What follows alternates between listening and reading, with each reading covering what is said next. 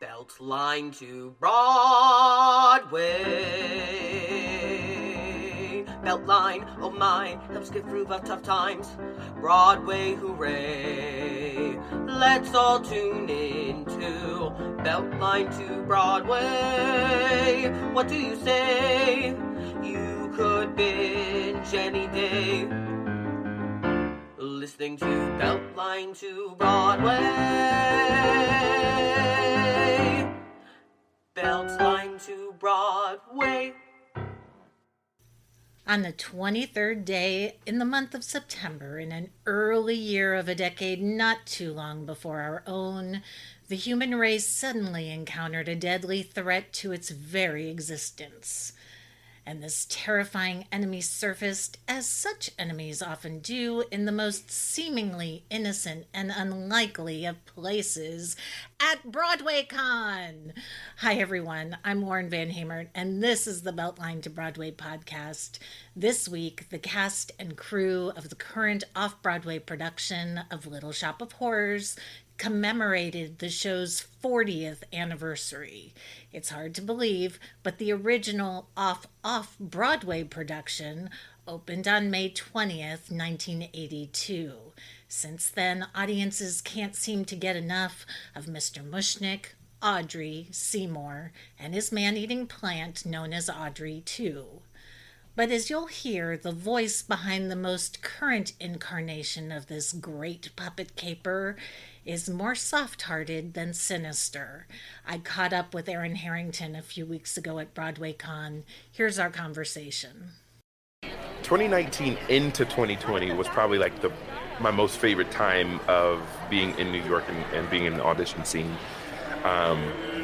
Because it started with, I had just signed to a new agency. I had left my old agency and just signed with a new agency. They started sending me things. I really started booking, booked a workshop. I booked my first debut at 54 Below. I booked my debut with Broadway Sessions. Little things were starting to add up.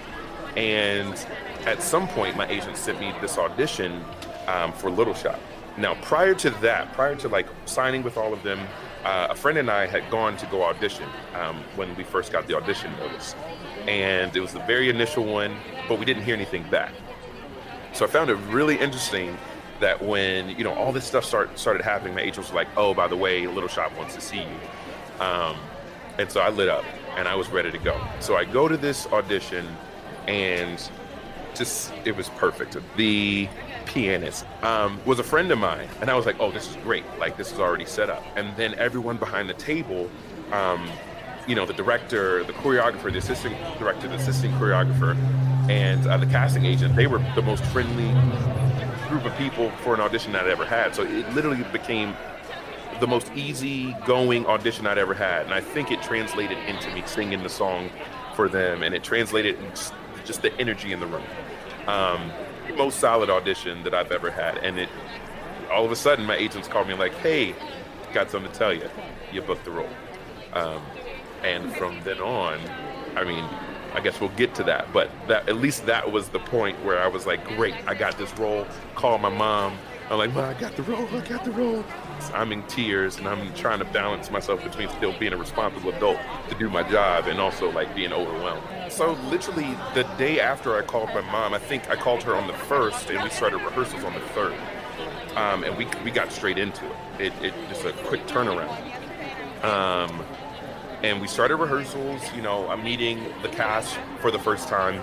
I'm seeing the show. So Gideon Glick was still in the role doing it for Seymour. And Kingsley was still doing it for Audrey too. So I was able to see how the show goes, meet the current cast, and then we started rehearsals. So we do rehearsals during the day, and they do the show, that evening or whenever the show was scheduled to be done. And we'd been in rehearsals for 2 weeks, and we were in that very final week.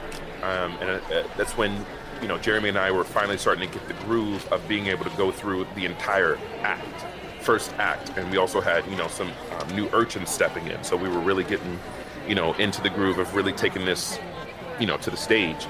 And then just about every other show, there was a meeting hey, there's something going on, there's something spreading. and it's making people sick. And so we're going to take a pause on rehearsal, and we'll let you know about, whether we do the show tonight. And I believe that was that Thursday, if I'm not mistaken, and we were supposed to debut that following Tuesday. So from March, I'm just going to throw out a date because I think it's right, March 12th of 2020, all the way until 2021. It's been what we all know it to be. So fast forward to September 2021, and you finally get to take that stage with Jeremy Jordan and make your Little Shop of Horrors Audrey 2 debut. In January, Jeremy leaves and Conrad Rickamore steps in. Then one of my favorites, Skylar Astin, takes over, and now Rob McClure. Yeah, we just had we had his put-in rehearsal yesterday. Oh my gosh. And when I tell you, Rob reminds me so much more of Rick Moranis and how Rick played it in the movie, and it is so endearing. When I tell you, he's about to be awesome.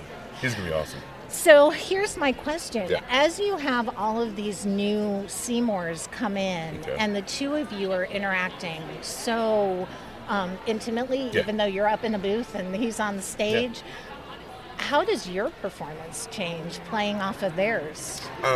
We were having this conversation the other day that each Seymour that comes in has their niche, I guess. Like, for instance, Jeremy was more of a comedic Seymour. Conrad was like the super sweet and endearing Seymour. Skylar was like a combination of the two. And now Rob is going, like I said, is more Rick Moranis. So I basically just adjust my attitude towards whatever they're offering. I don't want it to be the same. So you're here at Broadway Con, doing a panel, my first time too, it's so cool, doing a panel discussion about puppetry, but you weren't like born and raised a puppeteer. No, I think one of the things I'll even talk about today is, my mom always tells a story about how I love to wake up Saturday morning in my Barney underwear with my Barney doll, just, unplugged into the TV with my bowl of cereal. It's funny because even though, I didn't play necessarily like maneuver puppets, it affected my life just as much, as anybody else that got their start. I just happened to take a different route. But, we've all grown up with some kind of puppet that influenced us, whether or not it's Sesame Street, whether or not it was Barney and Friends. There's so many shows that were puppeteered that we all grew up with and that affected us in a way to learn how to clean up after ourselves or play with friends. And, look at what we're doing now. You get to play today. Except Audrey 2 is not that playful. Oh, no. Audrey 2 eats everybody. That's the one you don't want to play with.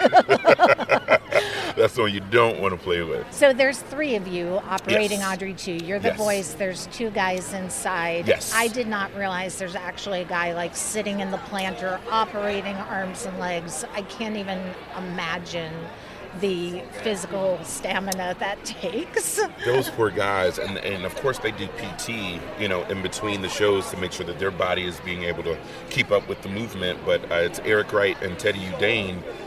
They're incredible, and the physical toll that it takes on them to be able to do this show, and especially, they're repeating it if we have two shows that day. If they're the one that is doing pod 3, which is one of the size pods that we have, they're doing it for both shows, and I'm not a slow singer, so I'm moving kind of quick, and they're keeping up, and they've kept up with me since we started back in March of 2020, and, of course, COVID, and now we're back, and we have each other locked and synced in. Like, it's truly, we are 3 extensions to create one entity. It's really cool. It's very cool, and it's such a good show. It's such a timeless show. It won't get old. What has been the most surprising aspect of this show for you now that you've kind of lived with this role for a while? I think, honestly, it's more the amount of kids that love to come and see this. I even remember when I was a kid seeing the movie and how much it intimidated me just watching that plant and looking at the mouth and how much it grossed me out. But the amount of kids that come to, actually, I wear a bracelet every day. A little girl came and made me for it. It says Audrey 2. But I wear it, it's a part of my outfit. You'll see me with it all the time. I think it's one of the sweetest things ever. But the amount of kids that want to come and are invested in this show. One kid pulled me, I was on my way up to the booth, And I guess they had seen the Tiny Desk, and his dad was like, "We're so sorry to bother you, but he's such a huge fan of Audrey 2 and of you." And the way this kid gushed and told me all the facts about Audrey 2, I was like, this is kind of cool. This is not I mean, I wouldn't consider it a kid-friendly show, but the amount of kids that come and are so invested in what I do, what we do, I adore. I grew up working with kids. So. And it doesn't destroy the magic for them, which is so cool. No. They are able to separate the plant being this really scary monster, and then, me, Aaron, the voice, they can't visually put it together, because when they're watching the show, all they see is the plant. And then they'll see me, and parents can say, yeah, he voices it, but what does that mean to them? We're making the North Carolina connection. You are from Durham. Yes. You made your stage debut on the Interact stage. Yes. North Raleigh Arts and Creative Theater in Rent. Yes. Directed by David Henderson. And now look at you. You're skyrocketed. I don't know how to feel sometimes. Sometimes it's kind of hard to believe. That was 2015 when I did Rent on the Interact stage. To graduate, and I went to do the show right after I graduated as well, because we had our run. So to graduate, do the show, leave the show, go to New Jersey, audition for the show, and then that following year be a part of that tour. It blew my mind. It even blew my mind that the auditions were happening around the time that I ended up moving, up to New York. And it wasn't, like a small production. This was the 20th anniversary tour for what is Rent. You know what I mean? So the way time has flown kind of really blows me away sometimes. But without that, I wouldn't be here. I wouldn't be able to have this conversation with you talking about Little Shop of Horrors. I'm so grateful just for everything that's happened and everything that will continue to happen. This was never something I, intended to do. So anything that comes my way is always just a breath of fresh air. And I'm just like, wow, this really is the life I'm living right now. And I asked you this the last time we talked, but it meant a lot to me, because I think so many people trying to break it into this business, it's frustrating. Yes. And it's disappointing, and it's depressing. And I know people lose faith in themselves. Yeah. How has faith played a part in your journey? Well, the first thing people need to realize is just because you're in the business does not mean that those same things don't happen to us. I still get disappointed. I still get, down about, where I am, because there are still opportunities. This business continues to grow and continues to bring out new pieces of work that you put in all your effort to audition for, and you don't get it. And it is hard, and it will never stop being hard. So it is the faith. And we've talked about this before. I believe in God. I truly believe that everything that has happened so far, God has really ordered those steps. And I've really had to learn to just be patient. Not everything will work out the way that I want it to, but I know it will work out the way that it needs to, no matter what happens, come what may. But I have to mentally be prepared for me saying that. Yes. Whatever happens, happens. But I also have to have the faith in my faith, in my ability to sing, and my ability to act, and say, you know what, this didn't work out right now. They're not looking for me. Great, we're gonna move on. We're gonna keep going. Thank you. Thank you, Thank Lauren. you for being here with me. So much. I love you too. Oh my gosh. I always say I don't have a favorite show because I cling to the experience. Where I was, how old I was, who I went with. So in honor of the show's 40th anniversary, I'm going to share my favorite Little Shop of Horrors memory.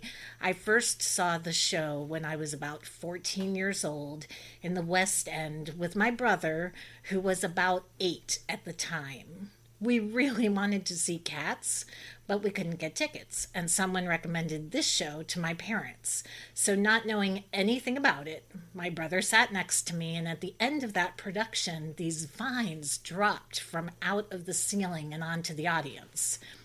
Afterwards, my parents took us to dinner, and there happened to be this trailing vine near our table, and my brother could not keep his eyes off it.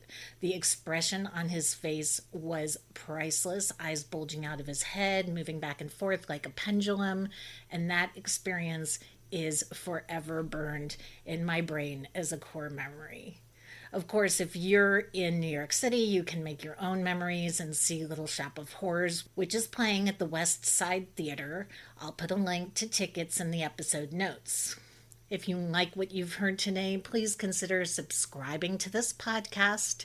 Follow us on social media at Beltline to Broadway on Facebook or Instagram, or Beltline to B-Way on Twitter, or visit us online at www.beltlinetobroadway.org. Until next time, I'll see you at the theater. Beltline to Broadway.